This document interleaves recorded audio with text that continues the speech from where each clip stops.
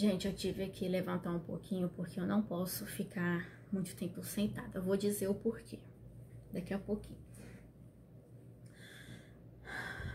Bom,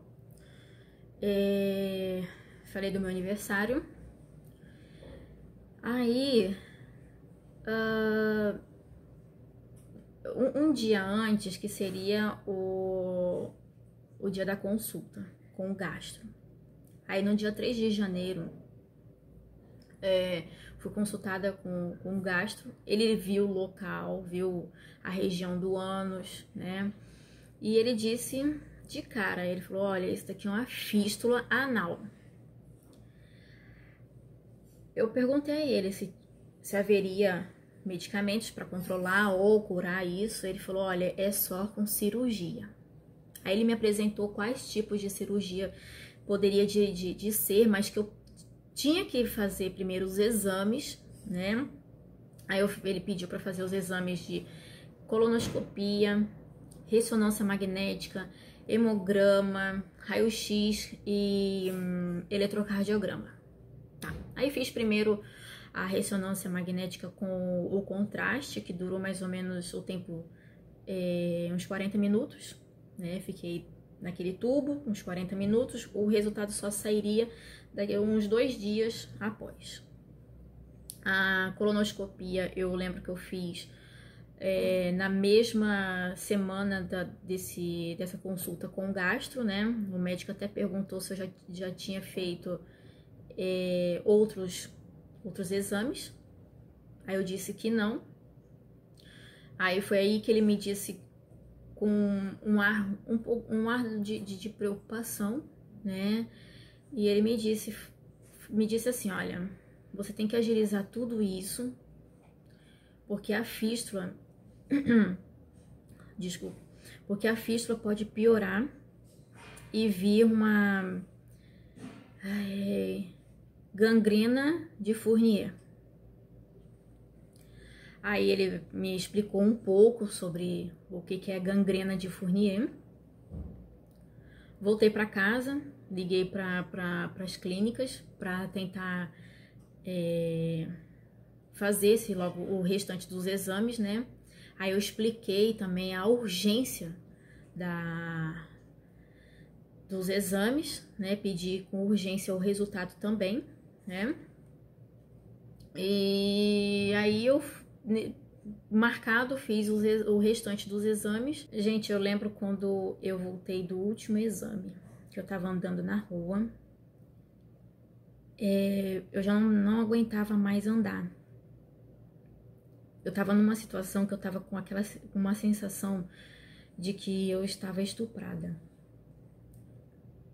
Gente, é uma situação muito constrangedora, é muito ruim. Só quem tá passando por isso, quem passou também, sabe exatamente o que eu estou falando. Essa é a realidade. Aí tá. Aí, nesse mesmo dia do último exame, eu estava com uma febre de quase 40 graus, né? Aí eu tomei um banho. Eu entrei em contato com o médico falando sobre a situação, né? E ele me perguntou se eu estava com todos os resultados dos exames. Aí eu disse que não, que só o hemograma eu teria no dia seguinte. Aí ele volta a me falar sobre a possibilidade da gangrena de Fournier. E falou também sobre se a febre não abaixar, se caso ela aumentar, ou seja, se a febre aumentar, né, eu teria que entrar numa sala de cirurgia de emergência. Minha mãe ficou desesperada, né? Ela logo saiu de casa, me deixando aqui com meu irmão, porque eu não conseguia ficar sozinha. Aí ela sai de casa desesperada, atrás de todos os exames, né? Um pouco tarde da noite, né? E aí, quando ela chegou com esses resultados, bom, o hemograma eu não peguei até hoje, pra você ter uma noção.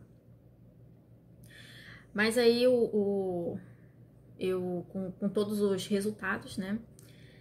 Quando minha mãe chegou, aí fomos direto pro hospital.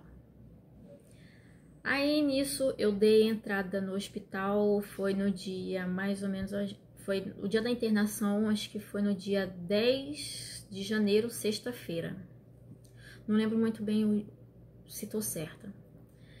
Aí, sexta-feira, por volta de 23 horas, né, que eu dei entrada, para então, sábado, às 6h30 da manhã, para fazer a cirurgia de emergência, com anestesia RAC, né?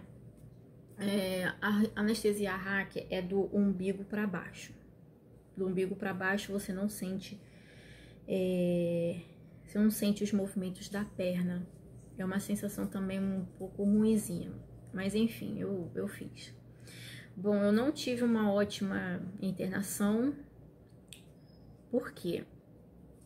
Porque o hospital o hospital que eu fiquei internada, ele não estava preparada, eles não estão preparados para receber pacientes que não consomem nada em origem animal.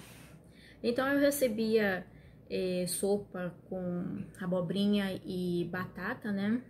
Toda a refeição era essa. Biscoitos, chás, sucos, era essa as minhas refeições. Aí saí do hospital domingo,